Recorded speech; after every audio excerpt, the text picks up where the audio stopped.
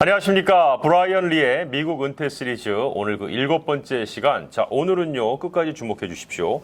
은퇴 플랜에서 반드시 기억해야 할 중요한 나이와 날짜에 대해서 아메리츠 파이낸셜의 브라이언 리 대표께서 자세히 설명을 해 주시는데요. 오늘 이렇게 또 나와 계십니다. 안녕하세요. 안녕하십니까. 안녕하세요. 네. 요즘 더운데 어떻게 잘 지내셨습니까? 네, 잘 지내고 있습니다. 네. 그 이제 잘 지낸다는 의미가 참 사실은 상당히 뭐 여러 가지 의미가 함축되어 있잖아요. 네. 뭐 비즈니스는 잘 되는지, 건강은 어떤지, 뭐 이런 여러 가지가 포함되어 있는데 비즈니스는 어떠세요? 뭐 가장 편한 대답이죠. 네, 잘 지내고 있습니다. 잘 지내고 있군요. 네.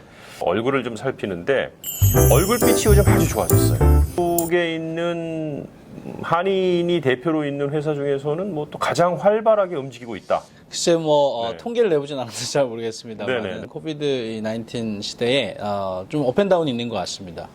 개인분들의 어떤 그런 그 플랜에 대한 관심도도 좀 높아지는 경향도 있고요. 직장들이 이제 일시적으로라든 템포리라든가 이렇게 좀 레이오프를 많이 하니까 사실 연금들 모아오신 거에 대한 어떤 그 트랜스퍼나 또는 다른 관리하시는 방법들에 대해서 많이 문의가 오세요.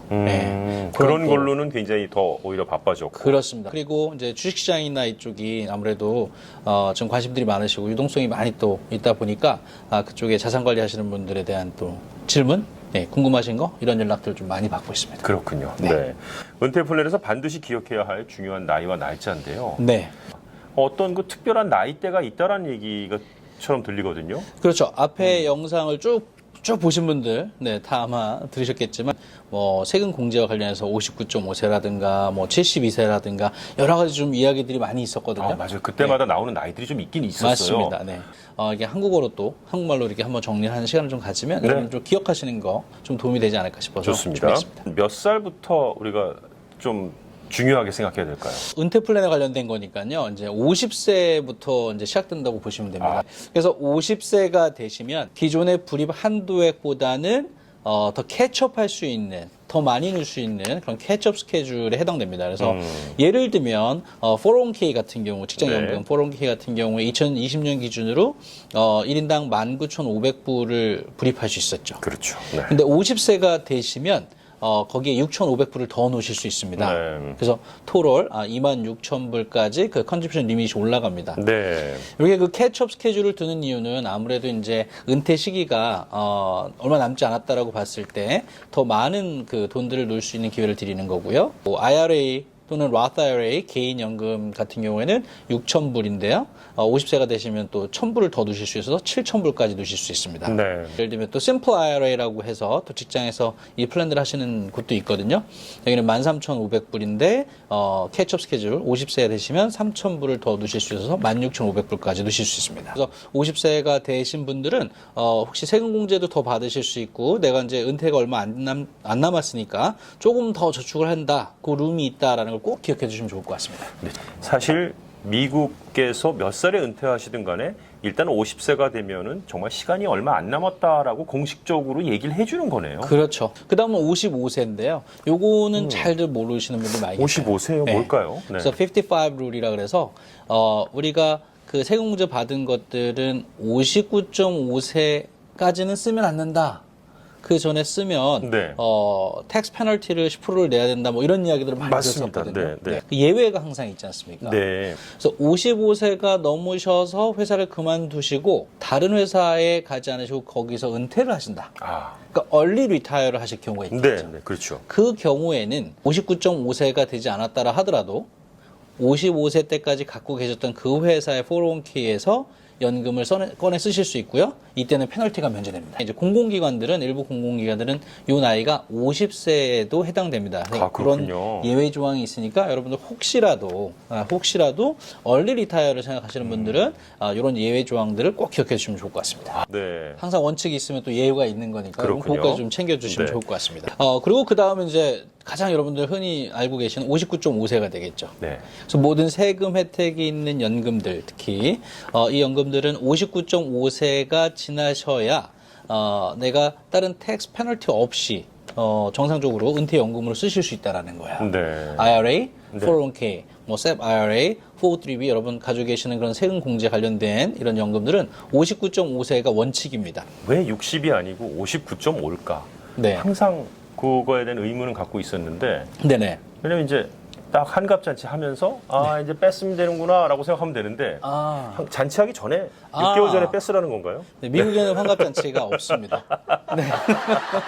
네. 그렇죠. 몇 살로 가볼까요? 그 다음에 62세가 되시면 우선 소셜 스크리트 베네핏을 신청하실 자격이 됩니다. 62세군요. 이번에. 네. 그래서 혹시라도 내가 얼리 리타이어나 필요하신 분들 같은 경우는 62세부터 소셜 스크리트 베네핏을 신청하시되 풀 베네핏은 안 되고 거의 한 30% 정도 적은 금액부터 받으실 수가 있게 됩니다.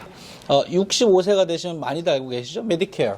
65세. 네, 메디케어. 신청하실 그렇죠. 수 있는 네. 자격이 되시고요. 이제 마지막으로 72세. 그래서 그동안 세금 혜택을 받고 저축하신 거를 59.5세 이후부터는 쓰실 수 있었는데 안 쓰시고 또 미룰 수 있었잖아요. 네. 근데 이제 세금을 내셔야 되기 때문에 네. 72세가 되시면 이제는 최소 의무 인출 조항이 있죠. 그래서 정해진 최소한 얼마씩은 매년 이제 꺼내 쓰시고 텍스를 내셔야 됩니다. 네. 좀 전문 용어로 뭐라고 RMD, 네, M, D, D. 네, Required Minimum Distribution이라고 하죠. RMD군요. 작년까지는 70.5세였어요. 근데 작년에 이제 저희가 법이 바뀌면서 올해부터는 72세로 변경됐고요. 특히 조심하셔야 되는 거 한 가지만 꼭 기억하시면 좋겠는데 첫 번째 RMD를 신청하시는 것은 72세가 된 해에 다음해 4월 1일 이전까지 꼭 신청을 하셔야 되고요. 그 다음부터 매년 칼큘레이션 기준은 12월 31일입니다. 그리고 내년도 것은 그러면 2021년 12월 31일 이전에 신청해서 받으셔야 되고요. 만약에 그 기간을 넘기시게 되면 벌금이 있겠죠. 얼마일까요? 혹시? 보통 벌금이 뭐 10%, 20% 네네네. 뭐 이런 얘기가 많이 그렇죠? 나오잖아요. 네. 근데 요거는 조금 높습니다. 얼마나요? 내가 원래 받아야 최소 인출을 해야 되는 어마운트에 대해서 50%가 페널티입니다. 안 쓰셨을 경우. 무조건 꺼내 쓰는 게 네. 좋은 거네요. 맞습니다. 네. 여러분 그렇게 큰 어마운트가 아닐 수도 있습니다. 개인 밸런스에 따라서. 하지만 하여튼 내가 써야 되는 액수에 대해서 안 썼을 경우는 50%까지 페널티를 내니까 여러분 꼭 주의하시기 바랍니다. 그리고 뭐 또 하나 또 중요한 나이가 있다면 99세. 뭡니까? 1년만 넘기면 100살입니다. 네. 세금 혜택은 없습니다.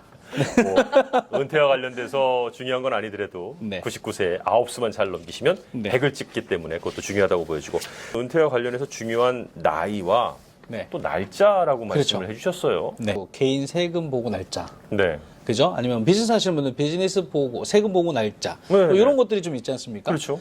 그 연금을 어떤 준비하시거나 이럴 때 매년 좀 주의하셔서 보셔야 되는 날짜들이 꼭 있어요. 기억하셔야 되는 것들이. 준비를 하기 위해서 네. 중요하게 생각돼야 되는 날짜가 필요한 맞습니다. 거군요. 2020년은 이미 이제 저희가 좀 뭐 반 이상 지나왔고 네. 2021년을 딱 맞이했다. 그렇죠. 첫 번째로 중요한 날짜는 언제입니까? 새해가 되신 다음에 3월 15일 혹시라도 자영업을 하시거나 스몰 비즈니스 하시는 분들은 3월 15일이 무슨 날짜인지 다 아실 겁니다. 비즈니스 텍스 보고 날짜죠. 네, 그렇죠. 네. 그럼 비즈니스 텍스 보고를 하실 때에 그럼 연금이나 이쪽 은퇴연금하고 무슨 상관이냐? 회사에서 내주는 연금. 즉 제가 예를 들면 자영업을 하고 있는데 SEP IRA나 이런 것들을 컨트리뷰션 하려고 그래요. 그러면 원칙은 3월 15일 비즈니스 텍스 보고일까지 그 SEP IRA에 해당하는 컨트리뷰션을 저축할 수 있는 데드라인입니다. 3월 15일이요. 네, 원칙이. 네. 그리고 만약에 이제 비즈니스 텍스를 익스텐션 하실 수 있잖아요. 연장하는 파일링을. 거요? 네네네. 네. 그랬을 경우에는 그 날짜가 9월 15일까지로 옮겨집니다. 그렇군요. 네. 그래서 네. 3월 15일까지 제가 그 연금을 집어넣으셔야 되는데 혹시 비즈니스 텍스 파일링을 연기하셨으면 그럼 9월 15일까지 연기가 같이 된다는 거 꼭 기억하시면 좋겠고요. 4월 1일. 4월 1일이요. 만우절이죠. 예. 네네네. 이날 조심해야 됩니다. 네, 예. 조심하셔야 돈 갖고 됩니다. 장난치면 안 됩니다. 네. RMD, Required Minimum Distribution이죠. 최소 인출.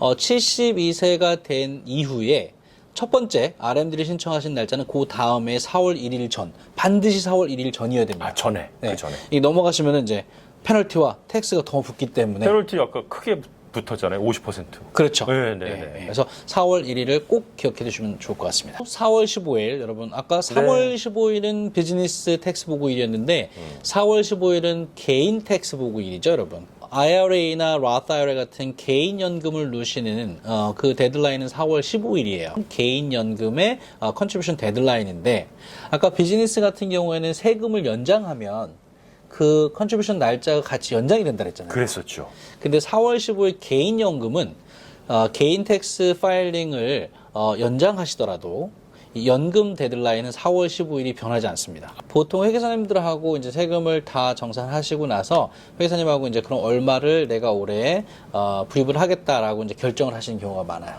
액수만 결정해 놓으시고 이 액션을 취하지 않으시는 경우가 많아요. 아이고. 그래서 4월 15일이 다 가까이 왔는데 하루 이틀 전에 어이구 잊어버렸던 걸 이제 기억하시는 거죠. 네네. 그 경우들에는 또 아이디어가 있으니까 하여튼 4월 15일을 넘기시면 안 됩니다. 네. 그래서 그 만약에 너무 촉박했다 그러면 회계사님이나 또는 이렇게 그 파이낸셜 플래닝 하시는 분들한테 상의하시면 또 아이디어를 드릴 거예요. 뭐 한 가지가 더 있다고 제가 알고 있습니다. 네, 마지막 날짜죠. 12월 31일. 12월 31일이요. 네. 12월 31일은 가는 해 오는 해. 네, 그렇죠. 네.